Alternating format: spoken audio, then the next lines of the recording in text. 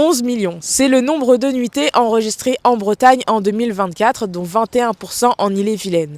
Les hôtels n'ont cessé de se réinventer pour cette clientèle qui est de plus en plus exigeante.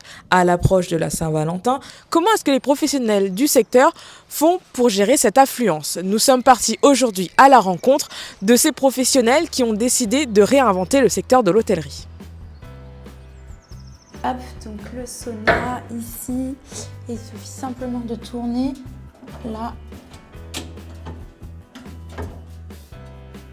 Hop, voilà, avec la petite cuillère. Le concept de l'Héros, ce sont des love rooms, mais avant tout, on a souhaité faire des love rooms haut de gamme, donc à la fois spacieuses, bien équipées, et avec des équipements de qualité, avec une jolie décoration. L'hébergement en France, l'hôtellerie, voilà, on est tous en train d'inventer des concepts pour se démarquer.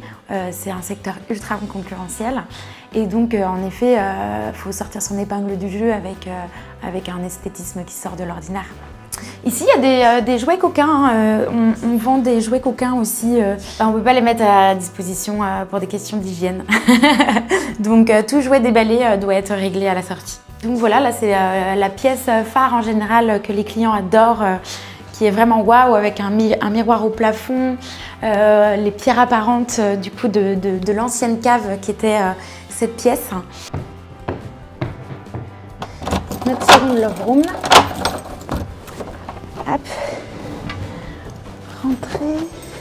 Cette love room s'appelle le loft, tout simplement. On retrouve aussi les accessoires coquins, la barre de pole dance qui est une vraie barre de pole dance. Et également, on a juste là-bas une croix de Saint-André. C'est un accessoire coquin, voilà, qu'on met toujours aussi dans nos love rooms. On a voulu garder cet esprit de loft avec cette salle de bain semi-ouverte sur les autres pièces.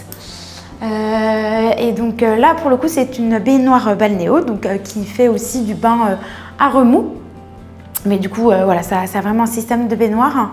Et on retrouve une double douche, les peignoirs et tout ce qu'il faut aussi pour passer une bonne nuit romantique. Donc une chambre avec un esprit très rose, très coquin, romantique, avec une balançoire de l'amour qui est différente cette fois-ci.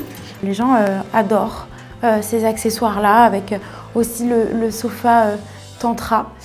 Donc toujours pour faire des positions sexuelles sans forcément se faire mal au dos. Il y en a vraiment qui préfèrent cette love room, il y en a d'autres qui préfèrent celle d'en bas. Donc